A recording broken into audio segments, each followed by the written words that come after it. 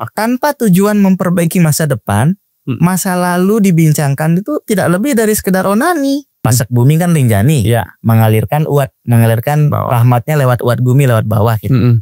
Seandainya Rinjani rusak, kemudian sistem yang menghidupi tanah Sasak itu juga secara ekologis itu rusak. Penting nggak sih kita mengedepankan ini Pejanggi, ini Selaparang, ini Bayan gitu. Orang Sasak disebut Sasak itu bukan dari pakaiannya, tapi dari 5 hal. Pertama, tindih. Tindih itu dia peka dengan tatanan kebenaran, kebaikan, dan keindahan. Kedua, dia mali. Dia taat dan tidak mau merusak tatanan kebenaran, keindahan, dan kebaikan itu. Berbagi cerita untuk saling inspirasi. YS Podcast. Assalamualaikum warahmatullahi wabarakatuh. Ya, jumpa lagi di YS Podcast. Istimewa ini malam ini ya, walaupun kopi kita taruh di luar. Bang Ical. Halo. Apa kabar Bang Ical? Sehat, alhamdulillah. Sida? Alhamdulillah. Dengan modal sehat kita bisa duduk di YS Podcast Bang Ical. Ya, dan sadar. Sama. Pasti itu. Sehat dan sadar. Betul. Bang Ical, kita kan udah diskusi cukup lama tentang giat-giat Bang Ical sebelumnya ya. Ini sengaja ini saya minta. Ini baru 4 sebetulnya yang bisa dia kumpulkan dari karya-karya. Karyanya berserakan. Penulis yang sangat luar biasa. As Rashid. Ya ini. Tapi saya manggilnya Bang Ical aja. Ya Ical aja lah. Di podcast ini saya harus manggil Bang Ical aja. Karena panggilan saya dengan Bang Ical. Pari ya Bang Ical. Bang Ical. Ya. Sida selama ini konsen melihat dari sudut yang berbeda. Dari ruang tenang, gelap, dan mengetik, menulis. Akhirnya buah-buah pikiran Sida itu muncul dalam bentuk buku. Dan lebih banyak saya lihat konsennya itu tentang Sasak, budaya, Islam, lingkungan. 4 kata kunci. Ya, ini kalau di abstrak ini saya dapat nih. Iya. 4 kata kunci ini Bang Ical. Tapi saya melihat ke yang lebih dekat dulu ke kita. Sasak. Iya. Wah, berat langsung nih. Oke. Siap. Untuk kita sudah masing-masing pakai ini. Ya. Bang Ical, saya melihat sejarah Sasak dalam yang saya kenal kan. Yang saya bacaan saya ini. Kita ini ternyata miskin literasi tulisan. Mungkin karena kita dibesarkan oleh pitutur, cerita. Ya, kita dibangun ingatan-ingatan kita itu, cita-cita asa kita itu dibangun sejak kecil. Laik papuk balok. Mene. Ya, jadi kita bangun situ. Tapi begitu kita mencari tulisan, nggak ada. Bang Ical sebagai seorang penulis, apa yang membuat Sida ini kok sudah menghibahkan diri. Karena banyak juga karya-karya tulisan Sida itu betul-betul menggali kegelisahan terbesar seorang Ical terkait dengan aksara yang ada di Sasak khusus seperti apa potret Sida Bang Ical? Iya, Saya itu masuk ke belantara literatur ya tentang Lombok itu udah cukup lama. Meskipun jarang menulis ya, baru belakangan aja mulai bersuara dan lain sebagainya. Cuman tantangannya itu adalah ketika dia dituliskan, yang dituliskan dari sejarah itu biasanya kabur. Kabur itu banyak problemnya ya. Kita bisa lihat problem pertamanya dari cara menulisnya. Intelektual yang turut terlibat dalam penulisan sejarah Sasak itu cara menulisnya yang tidak clear. Kadang budayawan yang menulisnya bukan seorang sejarawan. Jadi kayak apa yang didengar itu yang disampaikan modelnya gitu. Jadi tidak ada studi yang mendalam tentang cek dan recheck data dan lain sebagainya gitu. Bagaimana dia melihat satu data berkaitan dengan data lain. Itu jarang ada yang sampai ke situ gitu. Kemudian apalagi Tantangannya itu soal data yang diperoleh. Iya. Data yang diperoleh. Kadang begini, masyarakat itu kan lumbung informasinya kan masyarakat ya. Masyarakat. Untuk sejarah Sasak ini. Iya. Kita datang ke orang yang mana? Itu yang jadi kunci paling utama itu ya. Karena begini, misalnya nih dalam kasus beberapa daerah, saya enggak pengen sebut daerahnya ya, lokusnya ya, gitu. Tapi dia kita anggaplah ini lokus yang sudah jenuh dengan pariwisata. Oke, pariwisata adat. Jadi ada kecenderungan untuk memberikan informasi yang versi pariwisata, yang mereka mengkeep informasi yang sifatnya jeroan, yang dalam gitu. Jadi narasumber datang ke situ, bertemu dengan orang ini dan itu, kemudian memperoleh penjelasan-penjelasan yang sifatnya yang penting bisa dimengerti dan diterima.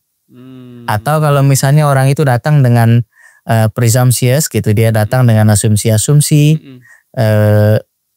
dia akan diiyakan saja oleh narasumber itu gitu. Jadi hanya sekedar kayak oh iya memang begitu, oh iya.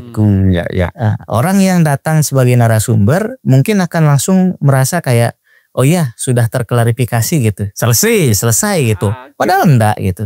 Budaya kita untuk menelaah suatu rahasia tentang masa lalu itu adalah budaya tanggal 2 istilahnya kalau di ini ya. Tanggal 2 itu begini maksudnya. Dalam tanda kutip ya, tanggal 2. Tanggal 2 itu begini. Saya datang misalnya ke ini terus lama ngobrol. Maksudnya bisa sampai minggu-minggu, berbulan-bulan datang ke situ terus, duduk terus gitu. Sampai nanti ada kode. Besok dah nanti tanggal 2 gitu. Tanggal 2 dah kita ngobrolin itu. Maksudnya nanti pas lagi berdua aja. Berdua aja itu bukan berarti di Beruga hanya berdua, tapi benar-benar orang udah pada tidur, sudah ndak ada siapa-siapa, baru keluar gitu. Itu pun kalau bisa didapat dalam berminggu-minggu atau berbulan-bulan. Kadang orang melakukan pencarian atau pendekatan itu bertahun-tahun. Ndak semudah itu para kedua kita itu mengeluarkan rahasia. Wow. Nah, dengan karakter masyarakat yang seperti ini, saya jadi mempertanyakan hampir semua keterangan tentang Sasak yang pernah ditulis oleh Belanda, oleh Bali misalnya gitu, bahkan oleh budayawan-budayawan kita yang sekolahan, secara akademik lah ya, secara akademik gitu misalnya, intelektual kita gitu.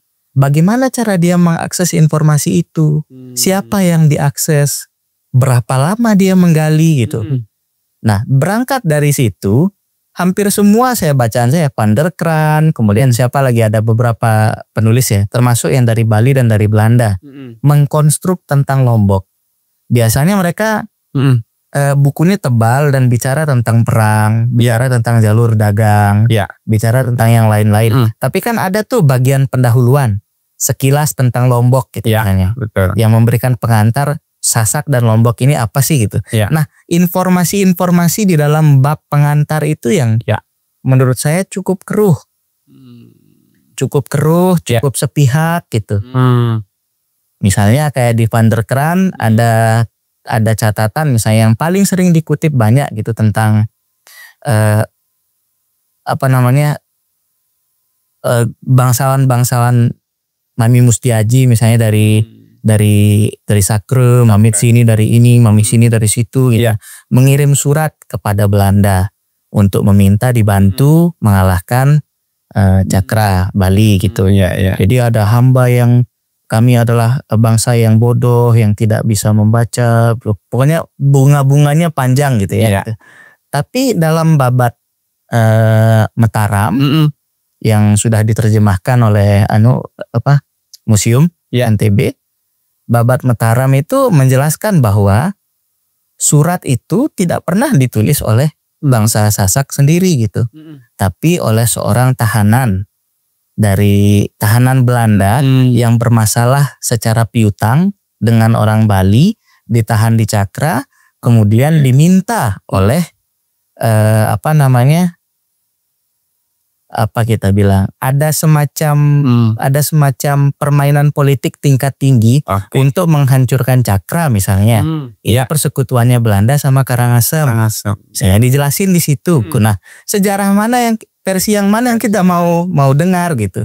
Saya misalnya sebagai orang Sasak agak sulit menimbang orang-orang Lombok Timur apa gitu ya. Bukan saya merendahkan gitu.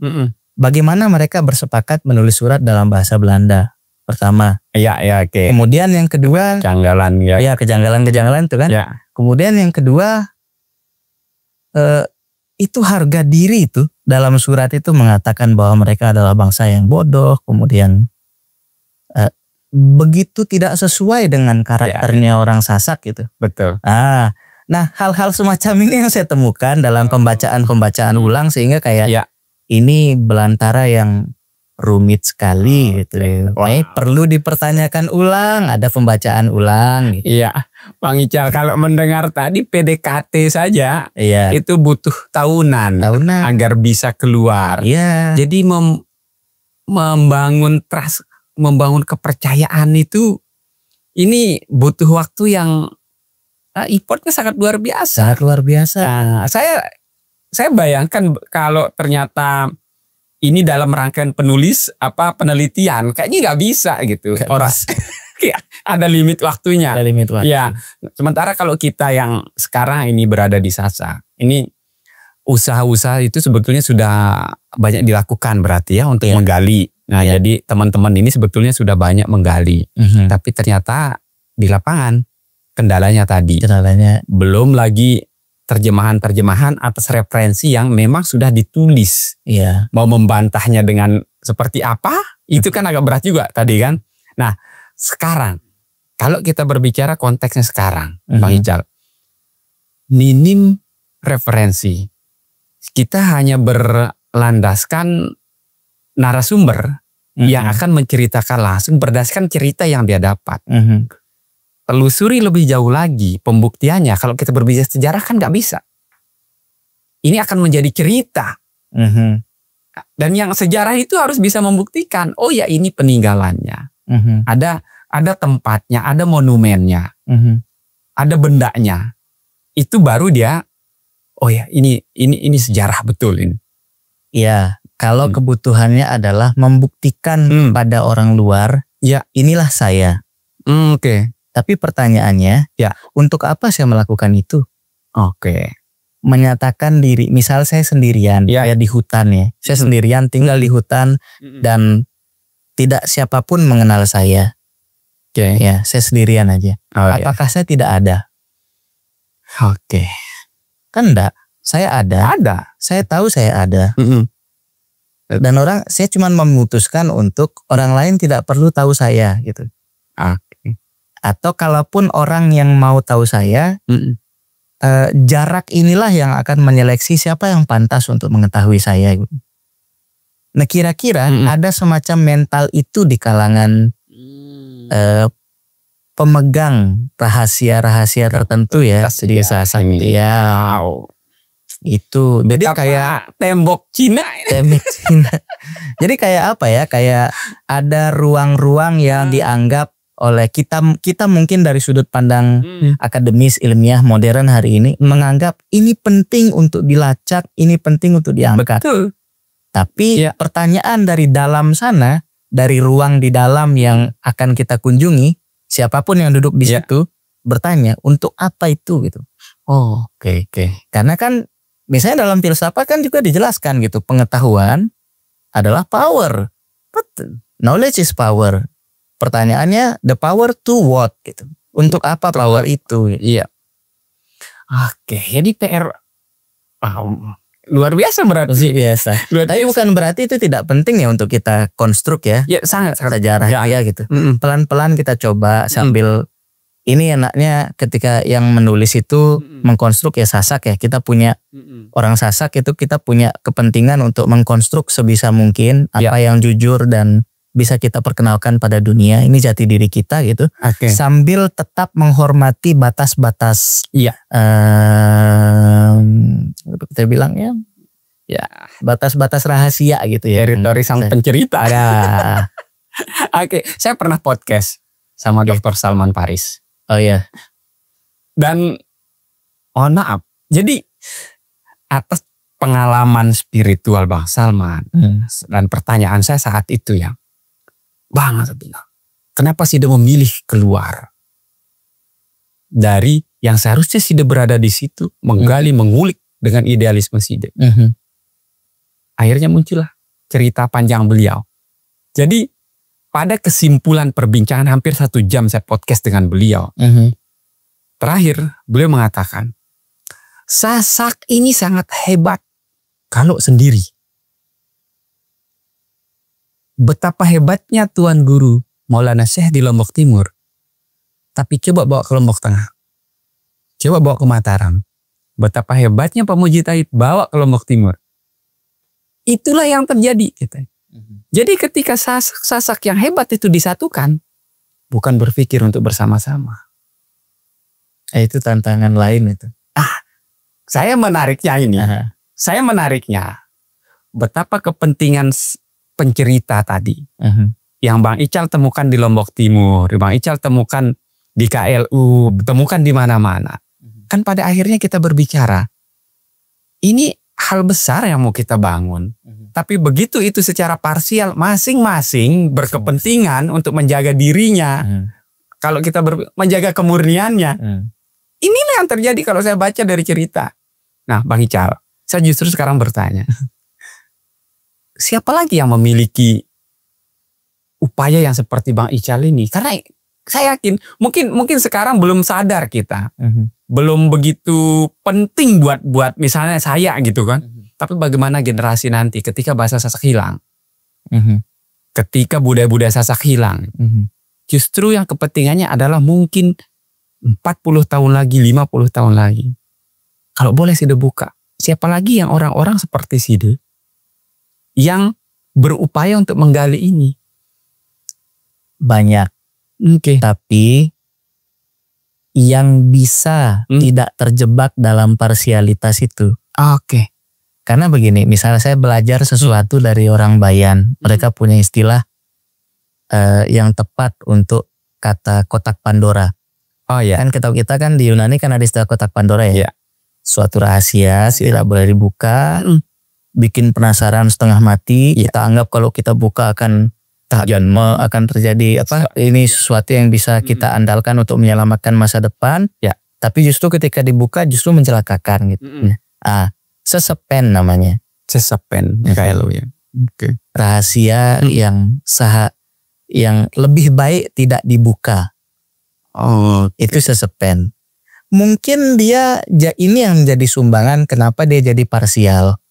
Karena begini, sesepen itu menyangkut tentang harga diri ya kelompok gitu di masa lampau. Aib-aib satu dengan yang lain menyangkut itu. Yang nanti pada akhirnya bisa berimbas pada misalnya nih penguasaan terhadap tanah. Hak atas tanah. Itu kan ribut orang. Kalau cuma sekedar harga diri, siapa yang lebih tua, siapa yang lebih muda, mungkin enggak penting banget sih gitu. Tapi kalau menyangkut tanah, itu kan ribut itu. Panjang cerita gitu. Orang bisa saling bunuh karena tanah. Orang bisa saling bunuh karena air. Kita bisa masuk ke situ gitu. Nah, makanya ada namanya sesepen. Kalau sesepen ini yang membuat orang menjadi agak parsial dan ingin merahasiakan gitu, enggak masalah. Cuman tugas kita sekarang adalah sebagai penggali memutus rantai primordial ego sektoral itu gitu. Jadi sejarah parsial itu diputus. Harus ada cara pandang yang lebih maju. Kita tuh sejarah tuh kan enggak pernah bisa berdiri sendiri. Iya kan?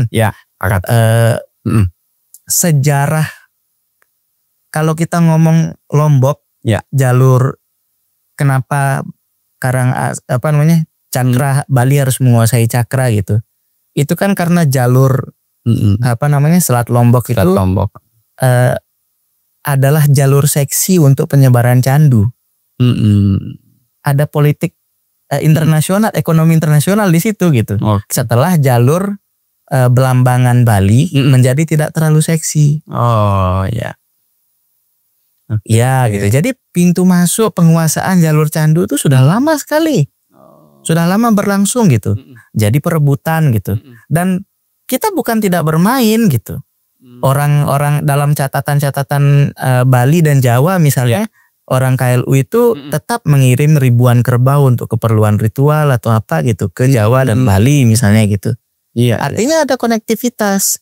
Bahkan misalnya sampai kita ngobrol aja sama teman-teman jejaring Perang Jawa. Iya. Kan Pangeran Diponegoro kan meninggalkan Diponegoro Connection. Iya betul. Dan itu terhubung dari Aceh sampai Sulawesi sampai Maluku. Kita juga bagian dari situ. Keturunan Diponegoro kalau nggak salah ya, saya lupa. Itu ada di Lombok gitu loh. Ada di Lombok. Jejaring Diponegoro Connection itu, jejaring Perang Jawa itu berterima kasih pada Lombok karena sudah memberi ruang untuk selamat gitu. Bagi keturunan. Itu. Ya. Jadi di satu sisi banyak upaya berarti banyak upaya yang sudah dilakukan. Nah, tapi kalau kita berbicara Bang Ical, oke, upaya-upaya ini tentu harus didukung oleh multisektoral ya. Banyak. Walaupun udah lah, ya kita membuang dulu siapa yang berkepentingan, siapa yang enggak. Kayaknya kan pasti ribet. Jadi gitu. Nah, sekarang kita berbicara ke depan Bang Ical. Bagaimana sebetulnya SIDE melihat warisan-warisan yang seharusnya ditulis dengan cukup baik ini dikemas dalam sebuah kemasan yang utuh. Ya, yang tidak lagi kita berbicara ego sektoral tadi. Oke lah, mungkin suatu saat ini PR kita bersama lah ya. Tapi begitu sudah melebur, oke, baiknya kita bersatu. Nah, apa yang sebetulnya menurut Bang Ical langkah-langkah ke depan para penulis, para budayawan, para tokoh kita yang ada di Sasak ini, ada upaya untuk bersatu, untuk bersama-sama, ada hal yang harus diwariskan gitu. Apa yang menurut SIDE yang paling urgent di sini? Rajut sejarah-sejarah yang berserakan itu, yang primordial itu, dengan konteks yang urgent juga hari ini. Saya masuknya lewat lingkungan hidup. Menarik ya. Seumpama Rinjani rusak, kemudian jalur air yang disebut oleh orang Sasak sebagai uat bumi, di bawah itu kan Pasak bumi kan Rinjani, mengalirkan rahmatnya lewat uat bumi lewat bawah gitu. Seandainya Rinjani rusak, kemudian sistem yang menghidupi tanah Sasak itu juga secara ekologis itu rusak. Penting nggak sih kita mengedepankan ini Pejanggi, ini Selaparang, ini Bayan gitu? Nggak bisa, nggak penting kan? Penting. Iya, betul. Nah, anak-anak muda kita, mereka candu, mereka pergaulannya begitu dan lain sebagainya gitu. Penting apa sih mengedepankan bahwa ini Pejanggi, ini Selaparang, ini Bayan? Kan nggak penting. Kerja-kerja bersama memperbaiki masa depan, itulah sebenarnya tujuan dari mengkonstruk masa lalu. Tanpa tujuan memperbaiki masa depan, masa lalu dibincangkan itu tidak lebih dari sekedar onani. Betul. Kan kita onani aja happy sendiri gitu. Betul. Nggak ada. Yang disebut budayawan itu bukan orang yang memahami masa lalu, tapi memiliki proyek ke masa depan. 100 tahun ke depan anak muda Sasak ini akan seperti, bukan 100 tahun, ini masih 50 tahun ke depan, anak muda Sasak akan dibawa seperti apa. Proyeknya kan proyek berbicara tentang pengembangan manusia di depan, bukan masa lalu. Masa lalu enggak terlalu penting. Mungkin karena tidak penting itulah orang Sasak juga tidak punya tradisi untuk merekam masa lalunya begitu detail. Paling lewat simbol-simbol, misalnya kayak misalnya saya lupa di lontar yang mana ya. Orang Jawa lewat di Sembalun 2 orang, kemudian melempar kayu-kayu, kemudian kayu-kayu itu dari kayu-kayu itu tumbuh padi gitu.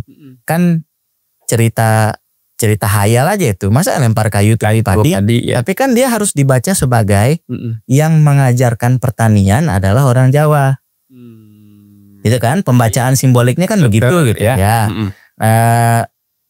Tapi poinnya adalah orang Sasak tidak berpayah-payah untuk menjelaskan itu semua dengan detail gitu. Ya mungkin karena dia sulit, medium tulisnya kan agak, kita kan nggak seleluasa sekarang ada industri kertas dan lain sebagainya gitu ya. Cuman itu juga menandakan bahwa secara mental sejarah itu tidak kita letakkan seperti orang Barat meletakkan sejarah sebagai suatu fakta apa adanya gitu. Sejarah itu tidak bebas nilai. Dia punya kepentingan untuk mengkonstruk masa depan. Jadi dia dihadirkan lewat cerita. Oke. Wow, ini berat. Nah, oke Bang Ical. Sekarang gitu, kalau saya berbicara masa kini dulu nih. Oke, masa kini. Saat ini kita berbicara di mungkin sebuah era yang 10 tahun lalu mungkin gak kebayang juga AI ini sebetulnya ya. AI, iya. AI saat ini sangat merekonstruk cara kita berpikir sekarang. Cara kita merancang masa depan. Itu sudah sangat jauh sekarang. Mungkin 5 tahun lagi entahlah, saya nggak bisa membayangkan ini udah perkembangannya. Kalau kita menarik ke akar budaya kita,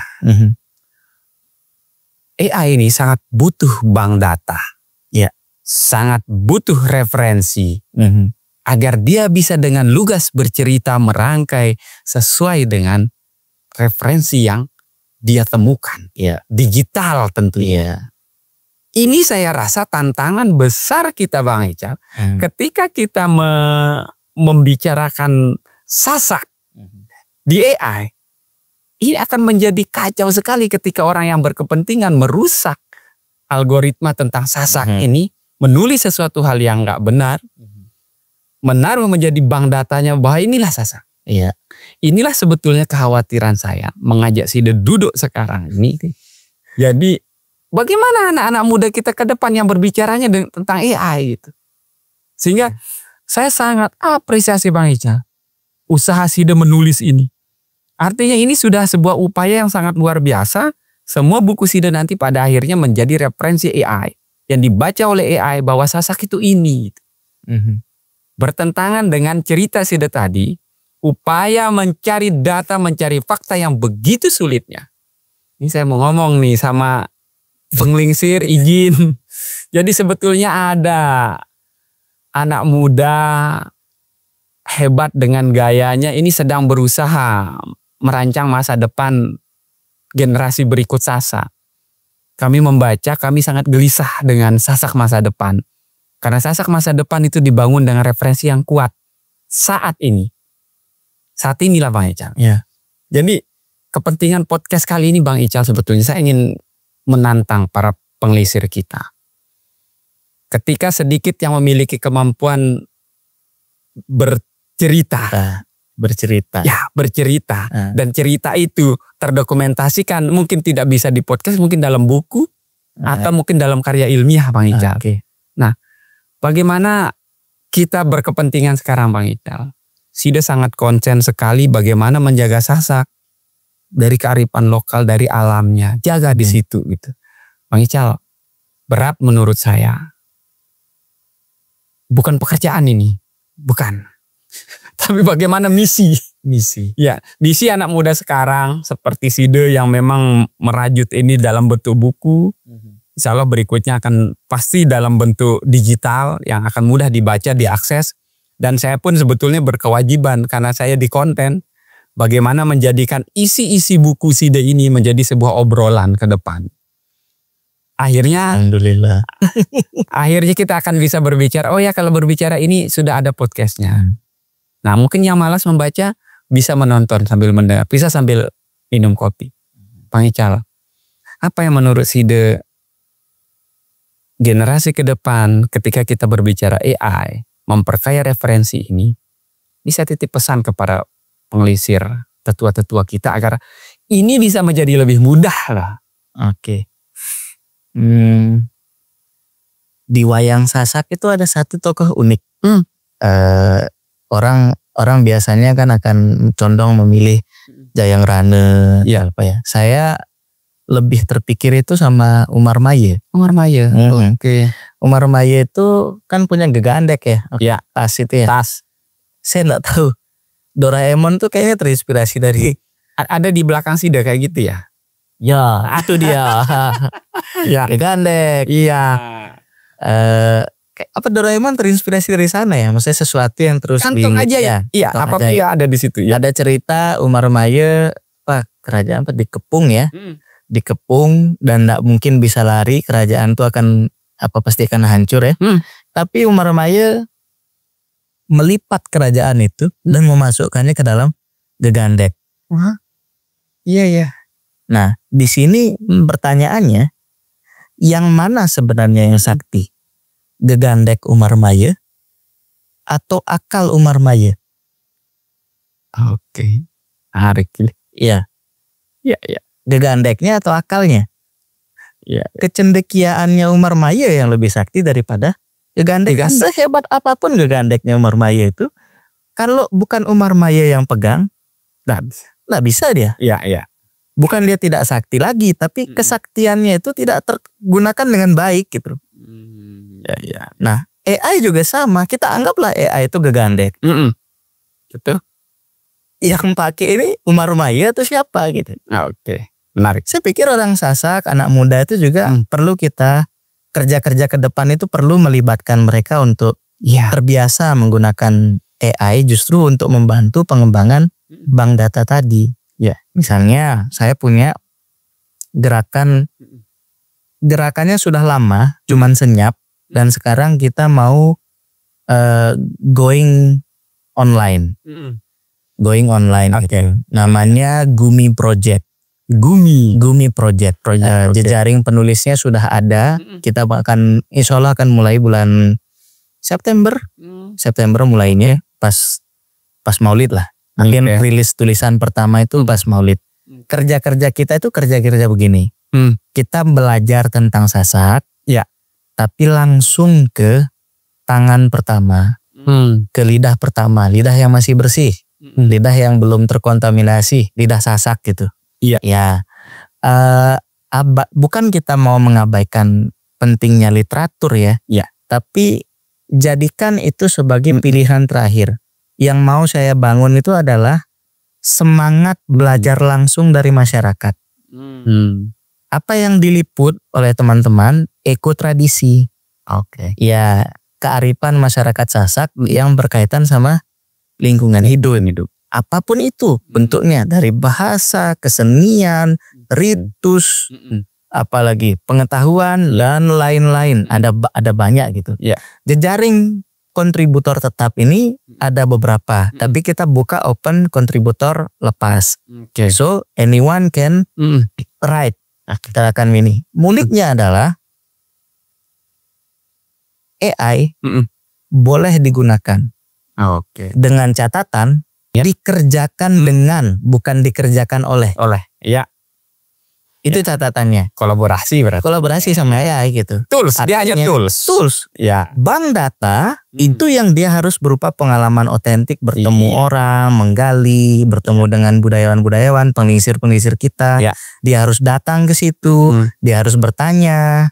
Dia harus meminta kesediaan waktu untuk ngobrol, mana-mana 20 menit, 30 menit gitu. Catatan dia punya, kalau dia nyatat kan, atau misalnya dia rekam audio, dia kan bisa minta AI untuk mentranskrip, kemudian mengubah gitu jadi teks. Tinggal dia yang memastikan datanya ini sudah tepat atau tidak. Oke. Ini luar biasa berarti ya. Iya, kita kerjakan online gitu. Jadi kalau kita saya memfokuskan dia di Instagram dengan bentuk karusel bergambar. Jadi harus ada foto. Misalnya dia mau teliti misalnya tentang kan orang kita dorong dia untuk meneliti hal-hal yang dekat. Kontributor tetap kita udah ada 5 orang. Masing-masing punya passion. Satu anak biologi yang memang sering ke hutan. Ya sudah, memang di situ. Satu suka wayang dan dalang. Ya sudah, dia di situ. Saya misalnya soal agama dan adat. Biasanya di situ gitu. Yang lain suka musik dan bahasa. Ya sudah, dia di situ. Jadi masing-masing gitu. Nanti yang lain-lain juga akan mengikut gitu.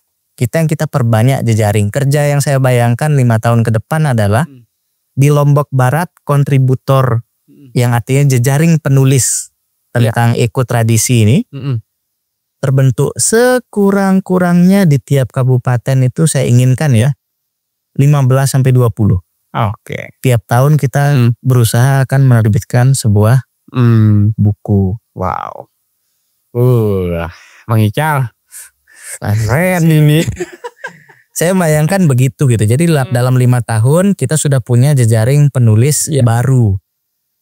Kalau kita tuntut dia untuk sempurna dulu nulisnya gitu, mungkin akan sangat lama. Tujuan kita adalah membentuk bank data tadi. Oke. Wow. Ternyata sudah dikerjakan. Sudah. Mohon doa. Ternyata ini kan kalau enggak saya tanya enggak mau cerita. Iya. Nah, ini Sasak.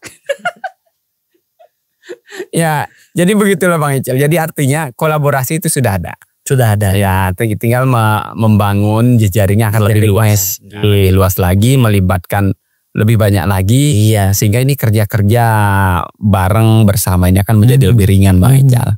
Dan ke depan saya yakin generasi Sasak ini tidak akan kehilangan siapa dia sebetulnya, karena sudah terdokumentasikan di bank data itu. Nah itulah yang kita perlukan. Jadi sumber langsung, jangan sampai dibuat oleh AI sendiri, karena ya ini yang menurut saya akan bahaya. Iya. Ya jangan sampai AI menulis sejarah Sasak. Oh, jangan sampai Bang Ical. gawat itu. Gawat. Kita lah saat ini melanjutkan yang sudah dibuat, yang ditulis oleh orang-orang tua kita dulu. Gali lagi, teliti lagi. Nah, Bang Ical, kalau kita berbicara sejarah terus penulisan, apa kendala selain tadi susahnya PDKT? Nah, kalau kita berbicara referensi yang ada saat ini, lontar dan lain-lain sebagainya, apakah sebetulnya kita kaya dengan referensi seperti itu? Kaya ya. Iya, kendalanya ya akses. Oke. Misalnya lontar yang ada di museum. Berapa banyak yang sudah mengakses? Oke. Iya. Yang bisa mengaksesnya. Oke, siap. Mungkin itu kan soal prosedur ya. Iya. Oke, tapi setelah diakses mau apa? Bisa baca atau enggak gitu? Itu lagi. Itu lagi kan gitu. Ketika dia bisa baca, mungkin itu pun sangat sedikit yang bisa baca ya anak muda gitu. Setelah bisa baca mau diapakan? Ini kan persoalan seni membaca. Oke. Ya. Saya ada yang bilang Babat Lombok tuh enggak bisa kita percaya karena isinya cuma cerita-cerita yang kebanyakan dongeng gitu. Iya. Itu cuma masalah di seni membaca gitu, karena kita tidak bisa meletakkan bagaimana dulu fiksi digunakan untuk menyampaikan kebenaran gitu. Iya. Berupa simbol-simbol gitu. Bukan itu informasi sejarah ada di situ, bukan fakta sejarah. Ya. Belum dia jadi fakta sejarah gitu. Ya. Tapi informasi sejarah ini sains, petunjuk. Ya. Harus terus digali gitu. Iya. Nah, itu dia problemnya gitu. Itu baru yang ada di museum. Oke.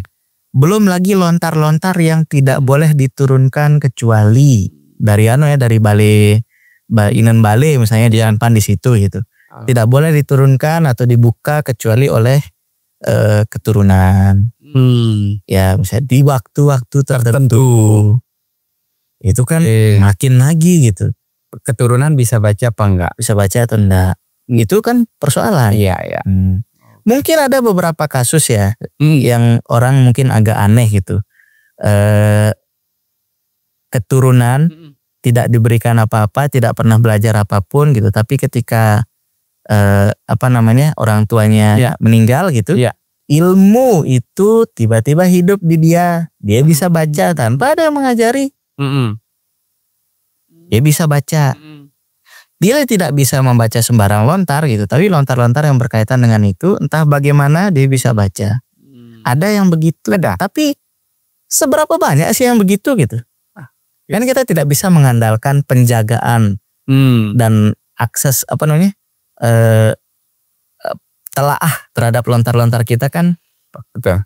Di yang begitu-gitu aja gitu. Kita memang perlu gitu. Makanya kelas-kelas menulis aksara, aksara Jawa nih, aksara Kawi dan bahasa Kawi itu penting. Oke.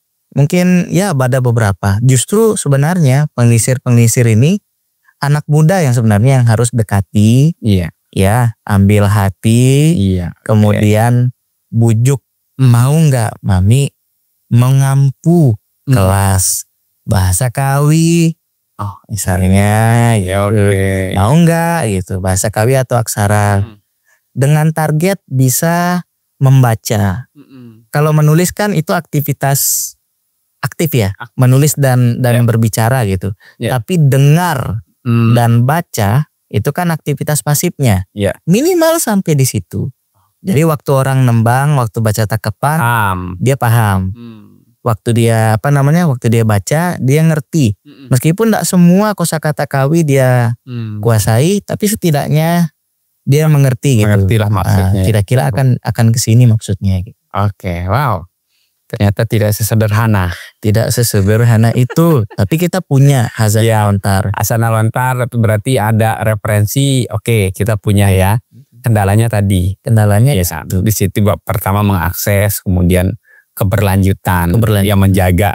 Ini PR besar ternyata Bang Ican. Terbesar. Nah, upaya-upaya mungkin ini lebih ke museum ya. Museum dan budaya-budaya ini sebetulnya ya. Dan ya saya melihatnya ya sebagai ada sebuah organisasi ya Majelis Adat Sasak secara struktur. Nah, ini secara struktur ada loh ternyata. Tinggal bagaimana struktur ini bisa menjangkau. Ya. Kan itu PR-nya. Ya, jangan sampai adanya di Mataram saja. Misalnya Misajim izin nih. Misajim Mampure. Kan biasa kalau Misajim sangat terbuka beliau. Sangat terbuka. Teman diskusi kita di YS Podcast. Jadi banyak juga sebetulnya kegelisahan beliau Misajim. Justru ini. Nah, bagaimana kita menyentuh ini? Mudah-mudahan nanti ada upaya dari Majelis Adat Sasak setelah kita ngobrol ini Bang Ical. Sebenarnya Majelis Adat Sasak itu punya beberapa program ya, yang program pendidikan ya, yang mempersiapkan masa depan generasi itu udah ada. Entah kenapa gaungnya yang kecil. Oke. Jadi saya misalnya telat dapat informasi, misalnya ini ada penyusunan kamus gitu misalnya, kamus bahasa halus gitu misalnya, meskipun lepas dari apa yang saya yakini tentang mana bahasa Sasak halus, mana yang tidak ya gitu. Oke. Lepas dari itu tapi kerja-kerja itu ada. Saya dikirimin PDF-nya kata-kata yang dilontar, tapi siapa yang scan ini kok dia belok-belok gitu. Maksudnya tidak tergarap dengan baik. Ya. Artinya anak muda yang ahli dalam multimedia dan lain sebagainya untuk menggarap proyek-proyek itu yang kurang di situ gitu. Oke. Sudah deh ini kan di nanti oleh misalnya. Oke, ini menarik, makanya saya podcast ini sebetulnya kalau sudah lihat isinya memang lebih banyak mengupas tentang apa itu Sasak, budaya kita, agama. Sebetulnya lebih banyak saya bahas di sini. Nah, saya ingin cita-cita. Oke. YS Podcast ini dikenal nanti. Oh ya, di sini tempatnya membicarakan. Jadi ketika anak-anak itu nggak suka membaca, dia suka menonton, mendengar. Ini salah satu. Kan gaya kan? Iya. Gaya belajar macam-macam. Ada yang harus membaca buku, ada yang bisa menonton, ada yang audionya saja, itu bisa. Sehingga varian podcast ini saya buat multi platform dan ada pun di Spotify khusus audionya juga saya lempar di situ. Jadi kita harus masuk ke semua gaya belajar, gaya bagaimana mereka mendapatkan informasi. Nah, saya ke depan Bang Ical. Di sini saja baru 4 buku yang bisa sudah kumpulkan dari sekian banyak. Nah, saya berharap ke depan kita bisa ini buku yang sangat luar biasa, Melawan Nafsu, Merusak Bumi. Ini Bang Ical memang konsen di bagaimana menjaga bumi dengan menulis dan banyak buku tentang Islam. Bang Ical, nanti kita akan coba bahas, kita akan coba kupas per buku ini. Jadi semacam kita resensi, misalnya sini aja, ini PR. Jadi pertemuan berikutnya kita, Al-Quran bilang, kepentingan bumi harus didahulukan. Ini sesuai podcast kita dengan Rocky Gerung. Iya. Sangat benar. Rocky Gerung sebetulnya ini judulnya kemarin. Ya, bagaimana kita bersama-sama menjaga Rinjani, menjaga Sembalun. Bukan untuk saat ini saja, tapi kepentingan jangka panjang. Bang Ical, closing statement untuk apa yang kita bicarakan hari ini. Menghadap ke kamera yang ini Bang Ical. Closing statement. Ini bagian paling sulit biasanya nih. Saya nggak apa-apa, ayo. Apa yang kira-kira? Orang Sasak disebut Sasak itu bukan dari pakaiannya, tapi dari 5 hal. Pertama, tindih. Tindih itu dia peka dengan tatanan kebenaran, kebaikan, dan keindahan. Kedua, dia mali.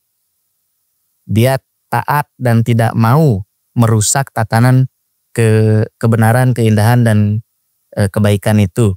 Yang ketiga, dia merang. Merang itu dia berani